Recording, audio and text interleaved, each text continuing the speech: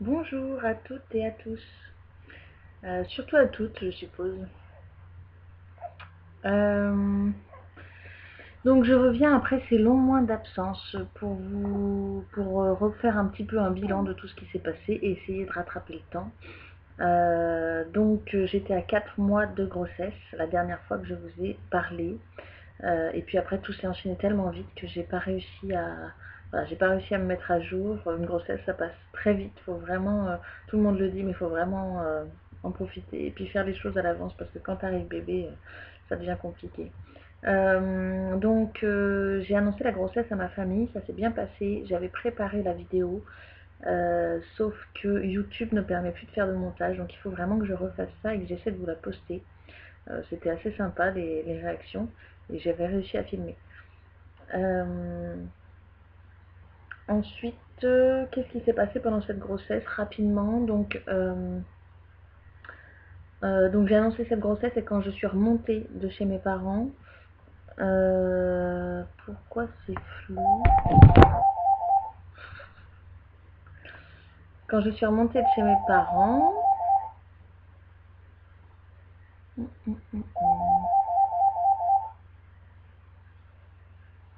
on va attendre le téléphone.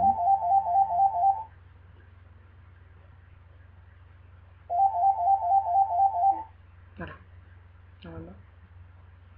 Voilà, donc quand je suis remontée de chez mes parents, j'ai failli avoir un accident de voiture, ça a été une grosse frayeur. En fait, c'est les grands moments émotionnels de ma grossesse, donc ça a été une grosse frayeur. Il se trouve que ma voiture a calé au milieu en traversant la nationale 10 et qu'un camion est arrivé à 100 à l'heure sur ma gauche et que j'ai pas redémarré et donc il m'a contourné au dernier moment et ainsi que les voitures qui suivaient. Ben, ça a été une grosse frayeur. Après on est parti en Malaisie entre le 5 et le 6e mois. Donc ça s'est bien passé, même si avec la chaleur, tout ça, ça a été compliqué. Mais ça s'est bien passé, sauf pareil, une autre grosse frayeur, un atterrissage en avion qui a, à mon avis, qui aurait pu très mal tourner. Et, et en plus, il se trouve que certainement qu'en étant enceinte, j'avais plus de crainte de la mort simplement, hein, parce que j'avais certainement quelqu'un à protéger en plus. Et donc j'ai été assez angoissée à ce moment-là. Et puis, gros impact émotionnel juste avant mon accouchement, donc qui était prévu le 20 novembre. J'ai accouché le 18 novembre, le 18 à minuit 3.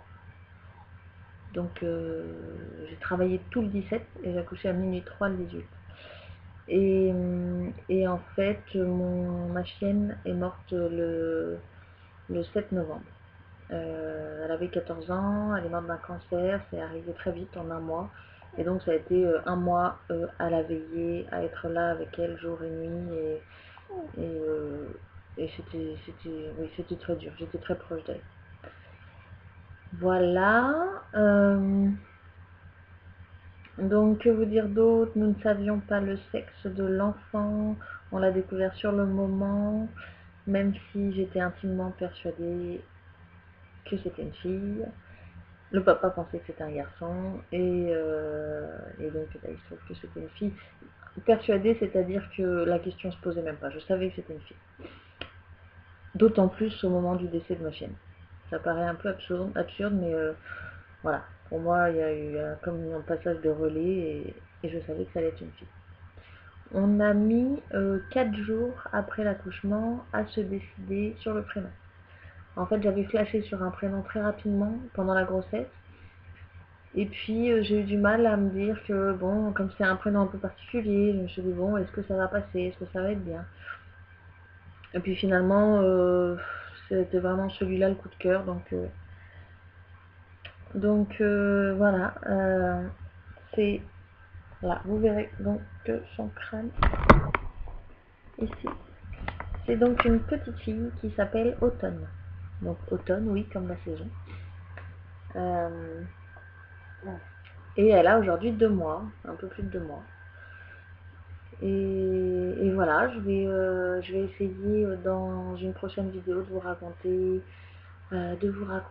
l'accouchement assez rapidement. C'était assez épique. Je vais essayer de vous raconter de vous parler de finalement ce que je trouve utile en article de puériculture et ce que je trouve inutile, ce dont je pensais ne pas avoir à me servir et ce qui finalement me sert. Vous dire que la vie de maman, eh ben, on nous le répète tout le temps, mais en fait c'est plein de certitudes qui s'écroulent, hein.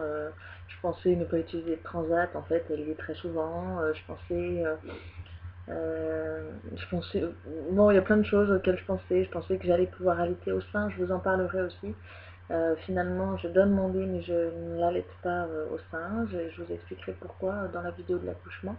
Ou alors je ferai une vidéo juste sur l'allaitement et donc moi, mon mode d'allaitement qui est le tire-allaitement.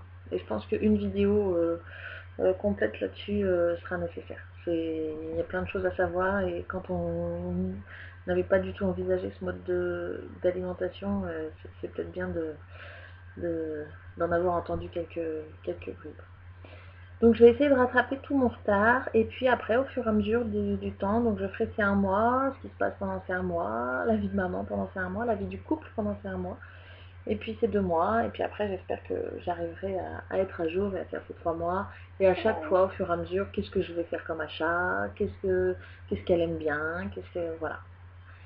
N'hésitez pas à me poser des questions en bas, n'hésitez pas à me demander des choses, c'est avec plaisir que j'y répondrai. J'ai l'intention de prendre du temps voilà, pour rattraper un peu tout ce retard. À très bientôt, et puis d'ici là, ben, plein de beaux bébés.